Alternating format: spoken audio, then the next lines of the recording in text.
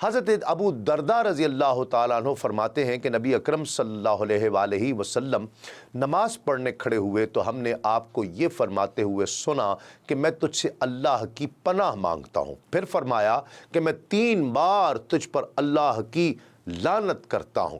پھر اپنا ہاتھ بڑھایا جیسے کوئی چیز پکڑ رہے ہوں۔ جب آپ صلی اللہ علیہ وآلہ وسلم نماز سے فارغ ہوئے تو ہم نے عرض کی کہ یا رسول اللہ صلی اللہ علیہ وآلہ وسلم، ہم نے آپ کو نماز میں ایسے کلمات کہتے سنا جو اس سے پہلے کہتے نہیں سنا تھا، اور ہم نے آپ کو ہاتھ بڑھاتے ہوئے بھی دیکھا۔ ارشاد فرمایا کہ اللہ رب العزت کا دشمن ابلیس میرا منہ جلانے کے لیے انگارے لے کر آیا تو میں نے 3 بار کہا کہ میں تجھ سے اللہ کی پناہ مانگتا ہوں۔ پھر میں نے کہا کہ میں اللہ رب العزت کی مکمل لعنت تجھ پر ڈالتا ہوں۔ وہ 3 بار میں پیچھے نہ ہٹا تو میں نے اسے پکڑنے کا ارادہ کر لیا۔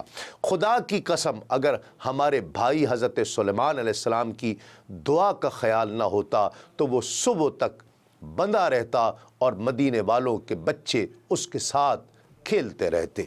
حضور نبی اکرم صلی اللہ علیہ وآلہ وسلم کے اس ارشاد پاک کہ ہمارے بھائی حضرت سلیمان علیہ السلام کی دعا کا خیال نہ ہوتا، اس کا مطلب یہ ہے کہ اگرچہ اللہ رب العزت نے تمام انبیاء اور رسل کے خصائص اور معجزات اور خصوصی امتیازات اور کمالات مجھ میں جمع فرما دیے ہیں، اسی لیے جنات کی تسخیر پر بھی مجھے قدرت حاصل ہے، لیکن چونکہ حضرت سلیمان علیہ السلام نے اس اختصاص کو اپنا خصوصی امتیاز قرار دیا ہے، اس لیے میں نے اس سلسلے کا مظاہرہ کرنا مناسب نہیں سمجھا۔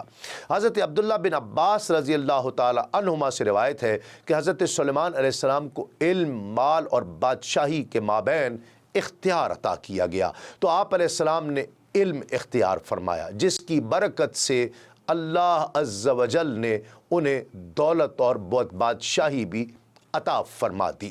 حضرت جابر بن عبداللہ رضی اللہ تعالی عنہ سے روایت ہے کہ حضور نبی اکرم صلی اللہ علیہ وآلہ وسلم نے ارشاد فرمایا کہ حضرت سلیمان علیہ السلام کی والدہ نے ان سے کہا کہ اے بیٹے، رات میں زیادہ نہ سویا کرو کہ رات میں نیند کی زیادتی بروز قیامت بندے کو فقیر بنا چھوڑے گی۔ بعض صحابہ کرام سے مروی ہے کہ سلیمان علیہ السلام مختلف اوقات میں بیت المقدس جایا کرتے اور وہاں تنہائی میں بھی 1 سال 2 سال کبھی 1-2 ماہ وغیرہ رہا بھی کرتے، اور کھانے کا بندوبست وہیں ہوا کرتا۔ جب آپ اس مرتبہ داخل ہوئے جس مرتبہ آپ کا انتقال ہوا، تو آپ جب بھی صبح کی وقت وہاں نماز ادا کیا کرتے تو ایک درخت سامنے اگ آیا کرتا، اور آپ اس سے اس کا نام پوچھتے اور یہ کہتے کہ تو کس لیے ہے، پھر اسے کٹوا دیتے، اور اگر وہ لگوانے کے لیے ہوتا تو کسی جگہ اسے لگوا دیا کرتے، اور اگر دوائی کے لیے ہوتا تو اس سے دوائی تیار کرایا کرتے۔ آپ اس طرح کرتے رہے یہاں تک کہ ایک روز خروق کا درخت سامنے اگا۔ آپ نے پوچھا تیرا نام کیا ہے؟ اس نے کہا خروق کا۔ آپ نے پوچھا تو کس لیے ہے؟ اس نے کہا کہ اس مسجد کو خراب کرنے کے لیے۔ سلیمان علیہ السلام نے کہا جب تک تم زندہ ہو اس مسجد کو کوئی خراب نہیں کر سکتا، تیرے چہرے پر میری موت اور بیت المقدس کا خراب ہونا لکھا ہے۔ آپ نے اسے کٹوایا اور اسے خراب قرار دیا۔ پھر آپ بیت المقدس کے محراب میں داخل ہوئے اور عصا پر ٹیک لگا کر نماز پڑھنے لگے۔ اسی حال میں آپ کا انتقال ہوا اور جنات کو اس کا علم تک نہ ہوا۔ وہ اس ڈر سے کام کرتے رہے کہ کہیں آپ باہر نکل آئیں گے اور انہیں پوچھیں گے، سزا نہ دیں۔ یہ جنات محراب کے ارد گرد جمع ہوتے، اس کے 2 روشن دان آگے پیچھے تھے۔ جب کوئی جن کام چھوڑنا چاہتا تو محراب کے پاس آ کر کہتا کہ کیا میں اس میں داخل ہو کر دوسری جگہ سے نکل سکتا ہوں، مجھے سزا تو نہیں ملے گی، یہ کہہ کر اسی میں داخل ہوتا اور ادھر ادھر دیکھے بغیر دوسری جانب سے نکل جاتا، یہاں تک کہ ایک بڑا جن بھی وہیں سے نکلنے لگا۔ وہ پیچھے سے داخل ہوا اور نکل گیا، اسے شرارت سوجی، وہ بار بار داخل ہوا اور نکلا۔ اس نے اسے حیران کر دیا کہ وہ جلا نہیں اور نہ اندر سلیمان علیہ السلام کی آواز سنی۔ پھر وہاں سے اس نے سلیمان علیہ السلام کو جھانکا تو آپ मुर्दा होकर गिर पड़े।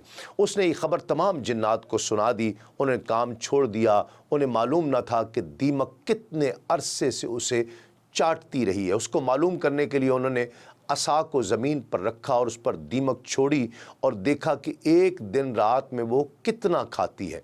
उससे अंदाज़ा लगाकर कहा कि ये तो 1 साल से इस लकड़ी को चाट रही थी।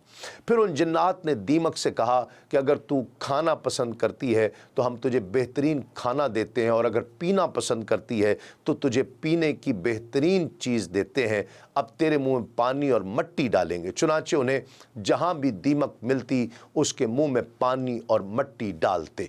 हज़रत इब्न मसूद रज़ी अल्लाह ताला अन्हुमा भी कहते हैं कि दीमक के मुंह में जो मट्टी और पानी नज़र आती है ये जिन्नात की वजह से है जो उन्होंने शुक्रिया के तौर पर उसे डाली थी। दीन इस्लाम के मुख्तलिफ उमूर से आगही के लिए अभी सुनो न्यूज़ का यूट्यूब चैनल सब्सक्राइब कीजिए और बेल आइकन का बटन ज़रूर प्रेस कीजिए।